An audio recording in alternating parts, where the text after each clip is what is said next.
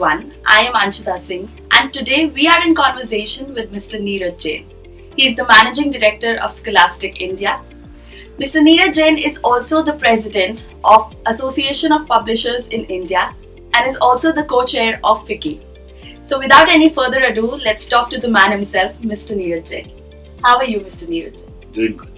So Mr. Jain, before we go ahead, we would love to hear a little bit about what kind of work you do, your professional goals, something about that. I'm a chartered accountant by profession, and I've been working for the last 25 years.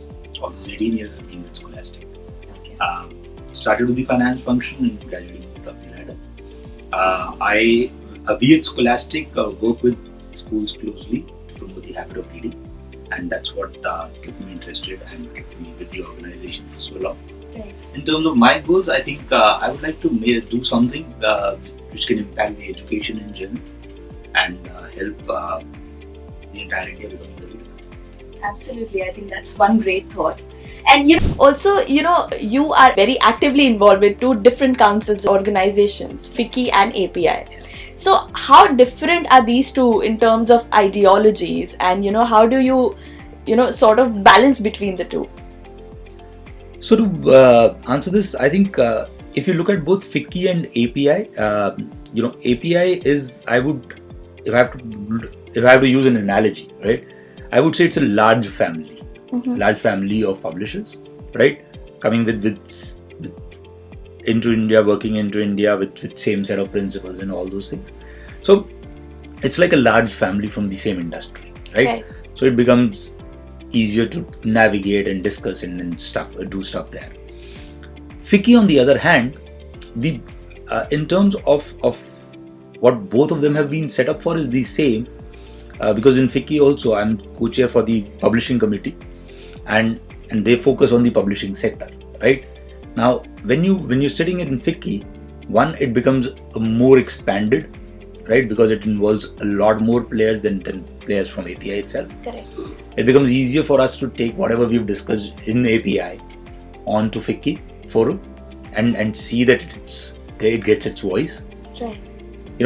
We taking something as an API versus a FICCI taking it something as a publishing committee. Obviously, FICCI carries a little bit more weight because of its whole proximity with the various departments of the government and all of those things. So anything going on a FICCI paper makes it easier for it to travel to various departments, right? Absolutely, yeah. And it gets looked into with much more attention. Right. So I would say it doesn't require too much to manage between the two.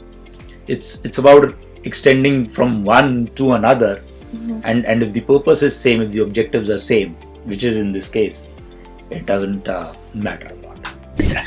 Also, with the kind of company that you have and the kind of people that you work with, what would you say is that one ingredient for developing a good team? Any one special tip if you had to give? I would say not just one. There are two very special ingredients for developing a team. One is trust and the other is transparency. If you have the trust and transparency in place, you will be able to develop a very good team, which is what we've done in Scholastic. I think I'm very proud of one fact that we've got a very strong team. Mr. Jain, everything is digitalizing now. We are in the era of digitalization. How do you think that has impacted the publishing industry in general? Is it for good? Is it for bad? What is your take on that? I want to say that there's nothing which can be categorized as good or bad, right? Anything that happens brings its own set of good things with it. It's got its own challenges. So we have to always kind of balance between both of those and move it forward, right? Digitalization is something that has come in. It has actually been fast-tracked during the COVID phase. We all know that COVID has kind of fast-tracked digitalization by about 5 to 8 years. But the only thing that I would say is that we all have to remember that digitalization is there, will always be there. It's only the degree that's going to keep on changing or shifting. If you go back a few years and see the examples of the developed economies, a lot moved towards digital books, e-books consumption, and then we saw that last 3-4 years was a period of starting from stagnation to coming down, right? So the percentage of people who were consuming digital books or e-books went down. Right. Now in the current era of COVID, everybody has moved forward with digitalization. It will bring in its own benefits, both for the consumers and the publishers. We all have to be very mindful of what it can bring for us. We also have to be mindful of that digitalization does not mean technology first and content second. It always will be content first and technology second, right? Very often people confuse digitalization means whichever thing is best on technology terms is the best for us. It's the best content with the right kind of technology which is going to win. And I think that's a win-win situation for everybody, from consumer to publisher to everybody. Okay, so Neeraj, very recently we saw that Delhi High Court has allowed the intervention in the Copyright Act. What is your take on that? Look, I would only say that it should not go the same way as the earlier case went when 3 publishers were involved and they did not get a reasonable verdict. That would be my only take there at this point of time. Mm-hmm. I think we all need to remember that strong IPR laws are required, and they not only facilitate the export and import, which impacts the foreign exchange, but it also impacts the credibility of a country. Neeraj, being an MNC, what are the challenges that you all face when we talk about the Copyright Act law, especially in regards to the Indian market? So I would say that when we talk about the copyright law, it's not about MNC or an Indian publisher, and it's not just about publishers. I think it's important for everybody, from authors to publishers, and from Indian publishers to the MNC. So everybody gets impacted by the copyright law. I think one of the few important things that one should take care of when we talk about copyright law is how do we spread awareness around it. Mm-hmm. I think that's one of the key things, that we have to spread awareness around it. Also, the fact remains that how do we make an effective use of an organization like IRR, right? So if we are able to spread awareness, we are able to do the effective usage of an organization like IRR, some of the issues will get some of the challenges will get addressed. Also, at this point of time, the government of India has opened it up that they're looking at amending the Copyright Act. So and they are taking inputs. I hope some things which are a must to be done are around the fair usage, around the parallel imports, legitimate re-exports. So if those points are taken care of, that would really help. Absolutely. And another thing which should be considered, which is being done in a small way, I think if it gets done in with a larger perspective, it would be good. Bringing the IPR as school education topic, right? So that you make sure that kids understand why IPR is important and what does it mean. Mm-hmm. And as I always say that we don't have to teach stuff through textbooks itself. We can teach it also through our own actions. While some of these schools do teach about the copyright and plagiarism and all of those things, and citing the source that you're using, but at the same time I've seen some of the big schools also getting into circulating a PDF of a book for their class to read. True. So you have to lead by action rather than just words, and if that happens, and if we are able to educate our kids right from early age the impact of such things, I think that would really help. Okay, so Neeraj, like we know, there are so many different councils with different agendas and missions. So I want to know your take on it. Do you think it is the right way to go ahead with, or should there be an amalgamation of all these councils for, one common goal? What should it be like? So look, my view always on these kind of things has been very simple. That, if you can have a single unit taking care of most of the things, as you recommended, is the amalgamation a good way forward? I would say amalgamation, to the extent possible, is the best way forward.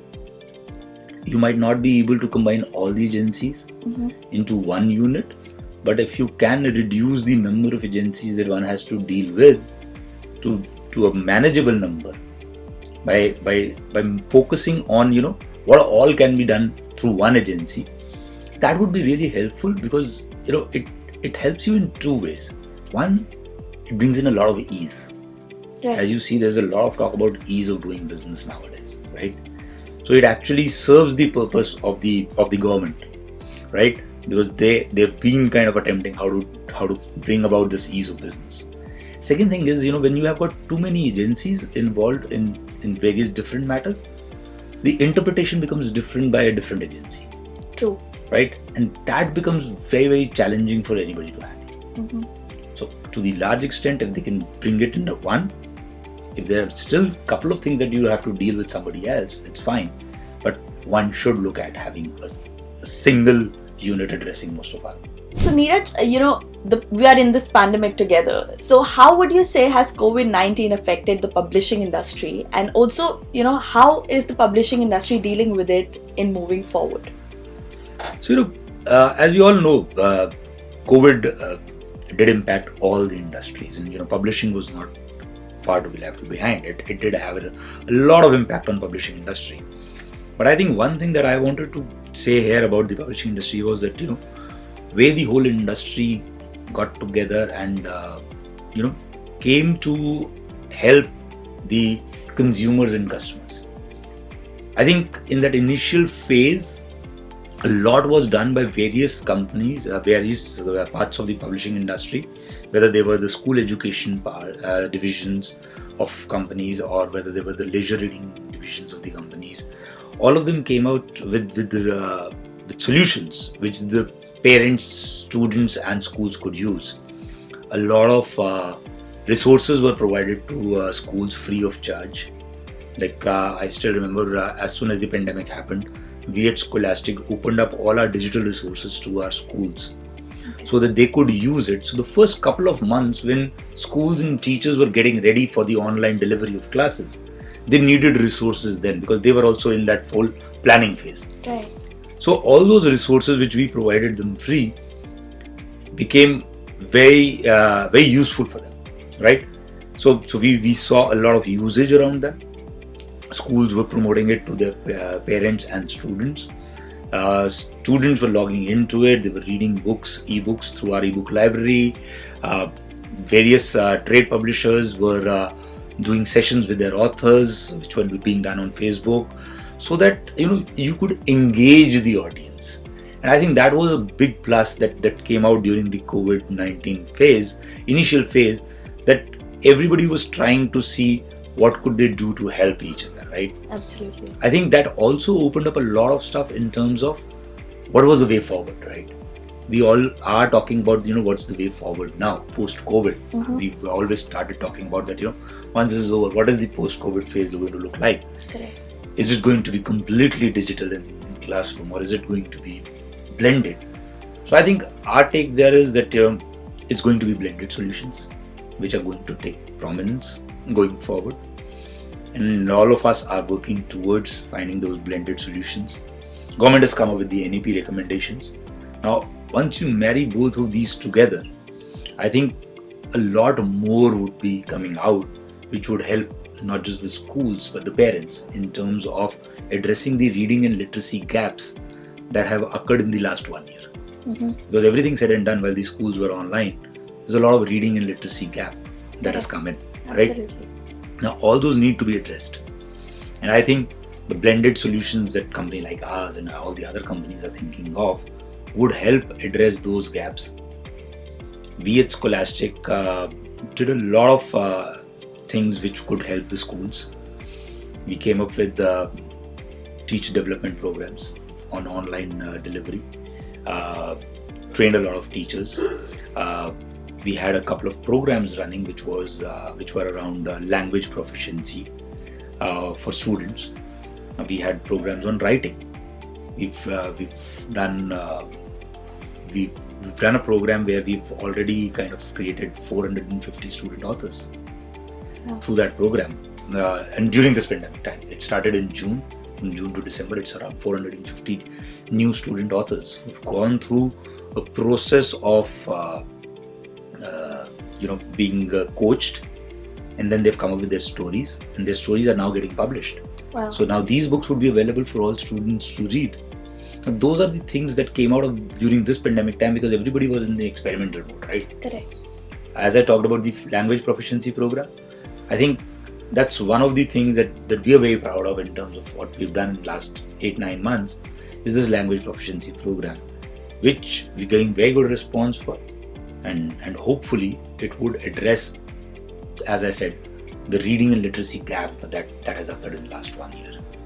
And if we are able to provide solution to parents and schools around that gap, I think that's the way forward, and everybody has to work towards that.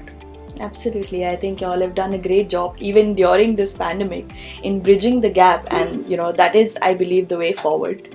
So yeah. Thank you.